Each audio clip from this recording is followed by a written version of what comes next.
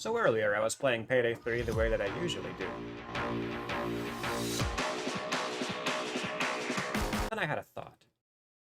What if murder is bad? What if I wake up today and choose pacifism? What if I see if I can beat Payday 3 without killing or even harming a single human being? Let's start with the rules of the challenge. Basically, I'm not allowed to hurt guards or civilians. This includes shouting at civs, hacking radios, or doing non-lethal damage. These rules do not apply to police, as they do not count as human for the purposes of this challenge. I will be doing this challenge on Overkill, except for Road Rage. Fuck Road Rage. Since this will be a solo challenge, Road Rage would be basically impossible with only AI teammates. With the rules out of the way, I loaded into No Rest for the Wicked. The mission started off like normal. I lockpicked my way into the employee-only area, got lucky that the power switch was downstairs, and allowed myself to be caught by the guard so I could secure the red keycard. This was the point where I decided I wouldn't be allowed to hack guard radios. I figured the sound probably hurts their ears, so it counts as doing damage. Luckily, this particular escort didn't take too long, and soon I was sneaking my way onto the second floor. Accessing the power room was easy, and with the switch already flipped, all that was left was waiting for the hack to be done. On my way out, I was caught by a guard, and had to resist the urge to hack his radio to save myself some time. No matter, I needed to go downstairs anyways. I realized as I was being escorted that I wouldn't be able to take the executives hostage, meaning to get into the vault I'd need to manually force the code. Luckily, there are only 24 possible solutions, and No Rest has the fastest cooldown for getting a code wrong. Not long into my code forcing, a curious employee came over to ask what I was up to. I informed him that I was extra-legally accessing the vault and intended to steal all the money inside. He didn't seem to mind and decided to lead me to it. After going through about half the possible solutions, the vault finally opened. I tried to disable at least 7 die packs, but was a little too slow. I figured this wasn't much of a loss, since I could just pass off the blue bills as Canadian. I packed them up along with 6 good stacks and headed for the van. No Rest was a pretty easy clear. Forcing the vault may have even been easier than doing the mission normally, if a little tedious. I'd figured that the first few missions wouldn't give me too much trouble, but was already nervous about some of the later ones. In any case, it's time to move on to Road Rage. Since cops aren't human, Road Rage is a mostly standard affair. The only difference between this and a regular playthrough was that I'm not allowed to take hostages. The only problem this caused was when one of the workers immediately escaped and raised the alarm, but luckily by that point I'd already deployed the EMP, so all it meant was the cops arrived slightly sooner. I'm gonna speed through the rest of this, because I'm sure we've all heard enough about Road Rage at this point. The EMP went off, the steering device went on, and I popped coppers while the truck took its sweet time making its way to the ramp. Drill, cut wires, pick locks, bag goods. I didn't bother with anything more than the required 5 bags and made a sprint for the exit.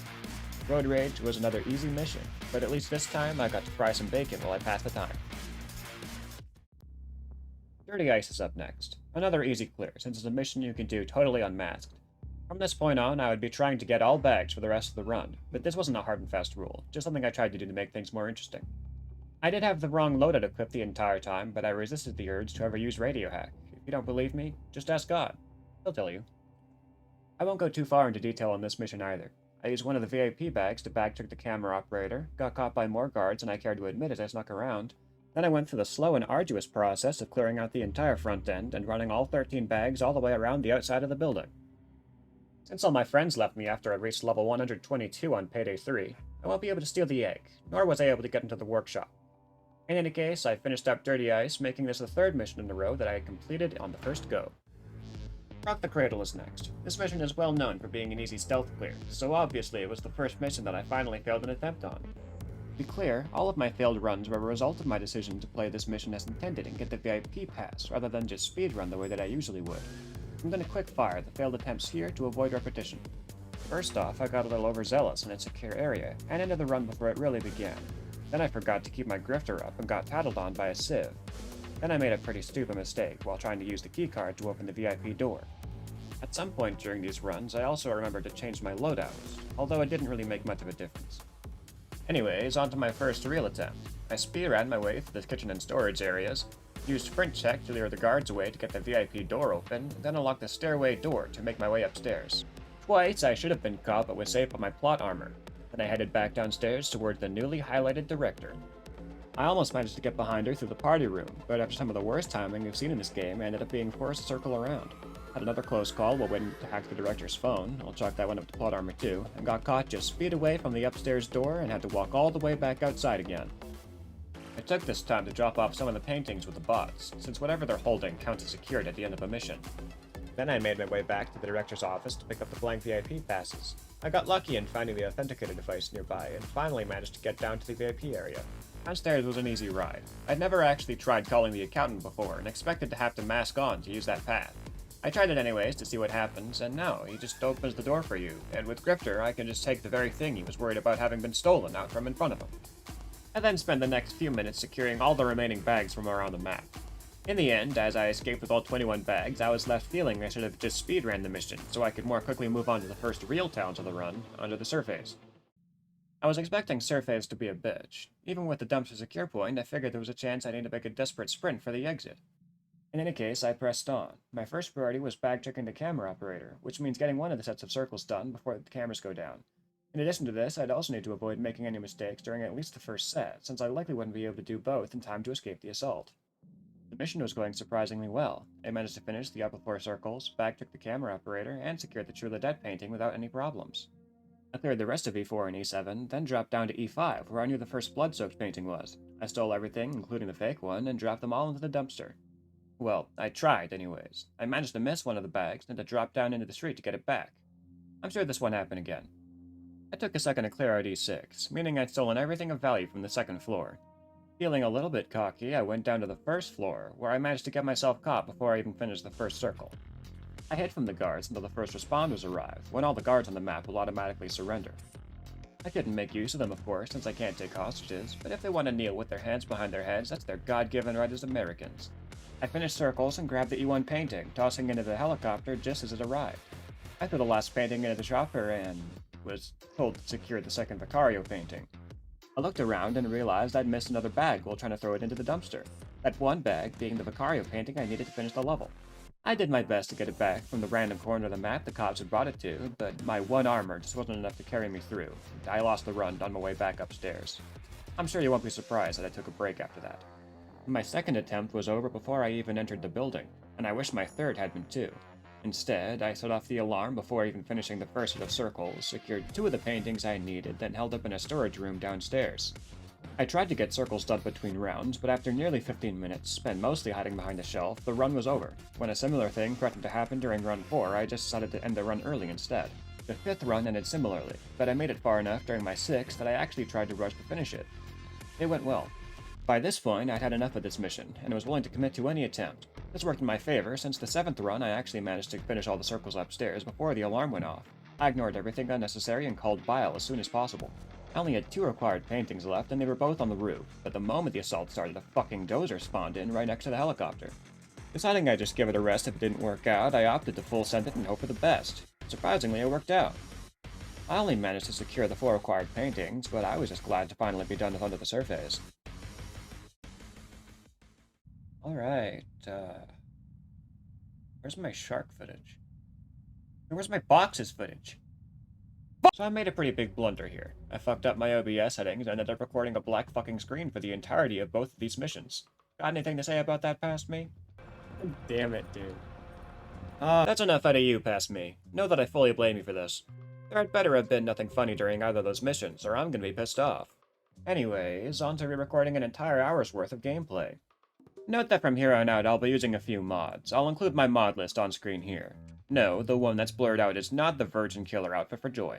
Anyways, I started off Golden Shark with a lucky guess as to who would have the keycard, and immediately gained access to upstairs. It's especially unfortunate that I had to redo this mission, since I remember getting lucky and guessing the code first. Oh, well, alright then. I placed a camera on the tablet so I could check back on it remotely and started flipping switches. I managed to get caught by the same guard twice, but other than that, didn't have any problems. I hacked the manager's computer and swiped the keycard. The first thing I did after the vault opened was bag-check the operator. Then I spent several minutes slowly moving all the bags out from the vault, then down to the basement. In the basement, I had a few misadventures with one of the guards. You can't be in here. This area is restricted. Shit. Hey, don't look at me. I'm not doing anything. Come on, you need to follow me. I don't want to see you back there again. Don't worry, sir. I've learned my lesson and won't trespass ever again. Please stay out of restricted areas, okay? But eventually managed to get all the loot secured. Golden Shark was a nice break, or at least it would have been if I hadn't had to re-record it. The real bitch is having to redo 99 boxes, but here I go. Boxes is my second least favorite mission, after Road Rage. Fuck Road Rage. My first run started off strong. I managed to get both QR codes and set up the truck. Then I ran into my biggest rival, the guard who has single-handedly fucked me over the most, Gerald G. Guard. I swear, he knows where he wants to go and makes sure he gets there first. Usually he's off on the west side when I get there, so I accounted for this by trying to go to the east computer first. Gerald, of course, expected this and was positioned on the east side instead. I ran around to the west side of the building, and would you look at that? Here comes Gerald fucking Guard. Little does he know, I've actually just fooled him. The PC I need is on the east side. Have fun guarding nothing, Gerald. I win this round. Anyways, with the PC hacked, I was able to make my way into the storage yard. My plan was to steal the first component and use it to backtrick the operator, even if it meant letting it degrade. This plan immediately fell apart when I was spotted by an employee. I never shouted at him, but he did decide to curl up in a nervous ball anyways. I blame this on overworking. He's more a victim of capitalism than of me. I got as many circles done as I could, but I knew I was on a timer, and soon enough my little ball of fear was found by a guard. Or maybe he saw me? I'm not really sure what happened. In any case, they called the police, so I guess he probably saw me. But wait, people do actually call the cops on people having panic attacks. Still unclear. Once circles were done, I ran the first component to the truck. I knew I'd at least have a chance if I could get the thermite started before the assault properly began, so I grabbed the tire shredders and waited. Once the thermite arrived, I placed it and immediately took refuge behind the bulletproof grass. I spent some time shooting cops for fun until it nearly got me killed, so instead I had a staring contest with the would-be firing squad outside.